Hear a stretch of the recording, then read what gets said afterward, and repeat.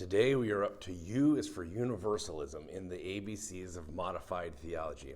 You know, I used to joke with people that you had to be careful attending a church if it started with a U, the letter U. United, universal, Unitarian, unity. They seem to believe almost everything and not much of anything at all. And that was much funnier before I was a United Methodist, a UMC pastor. But to be honest, there's still something to it that I think is fun to talk about. Theological words that begin with U tend to be big and sweeping in their scope, much like I words like inerrant and infallible and inspired tend to be very specific and come from a period, a distinct period. U words tend to be large and consequential. So today we'll look at universalism and then ultimate concern.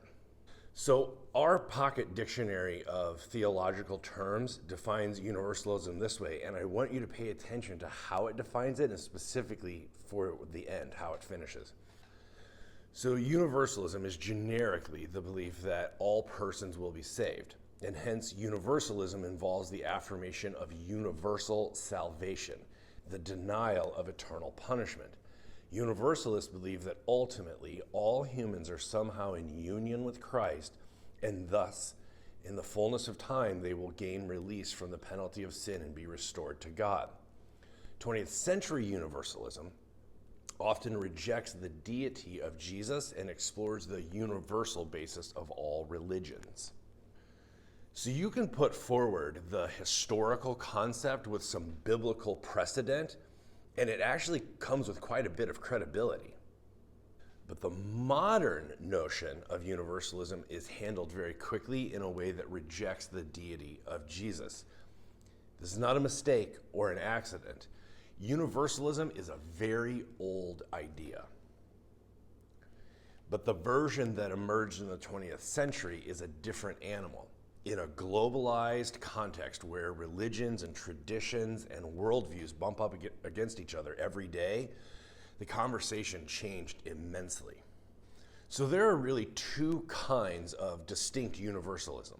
The first is classic Christian universalism, and it relates to the belief of salvation is for everyone.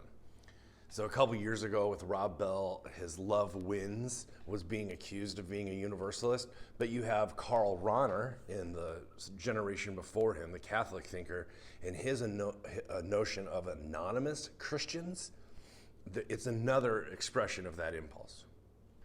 If you think that the Christian God loves everyone, and that ultimately, which is another U word, God's work is for everyone, and basically everyone will end up with God, then that would be one type of universalism.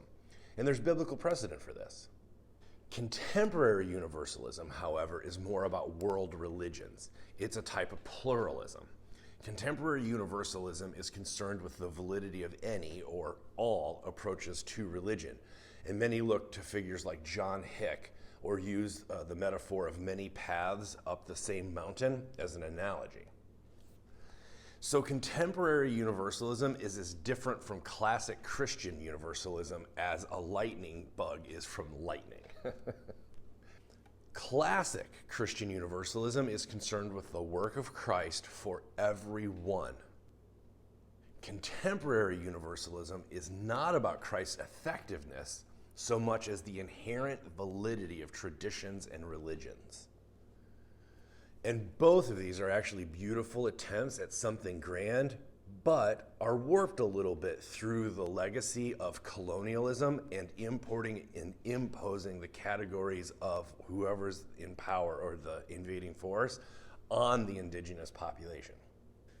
In our globalized world of the 21st century, religious conversations and convictions are perhaps the most important thing, the most important conversation that's happening in our lifetime. Because unless Jesus returns soon, we're going to have to learn to live together. Which leads us to another U word for ultimate concern. This is the idea that arises from people like Paul Tillich, that everyone has something that is of highest importance to her or him. Tillich suggests that a person's ultimate concern is what concerns ultimately in their God. That whatever it is that is ultimately of concern to you, that's the deity. And in that sense, everyone is religious. Tillich presents several innovative concepts and reframes the whole theological enterprise. The notion of ultimate concern is the perfect addition to the classic or contemporary address of universalism and pluralism. There are so many vibrant conversations happening right now about this, so I'm just going to name a few that you may want to look into. Stephen Prothrow is an academic whose book, God is Not One, is about the 8 rival religions that rule the world and how they're all up to something very different and that they're not all paths up the same mountain. They have different ultimate concerns and thus different solutions that are provided. You have those that are doing interreligious dialogue, and so you have a mutuality approach in some in theologies of religion. My favorite ones are those that allow the tradition to speak in their own language game, to bring their own categories, and thus to be in dialogue with one another instead of what often happens in perennial religion, which is that, say, a Christian in a colonial heritage comes in with Christian categories and then looks at, say, like indigenous traditions or even Hinduism or Buddhism, and then places those Christian categories on top of that religion and said, okay, so this is your eternity or heaven. This is your salvation. This is your deity or God, right? And so imports and imposes those. Comparative theologies allow the traditions to speak for themselves and use their own categories and then figure out where there is similarity and difference. 2 others that I want to mention.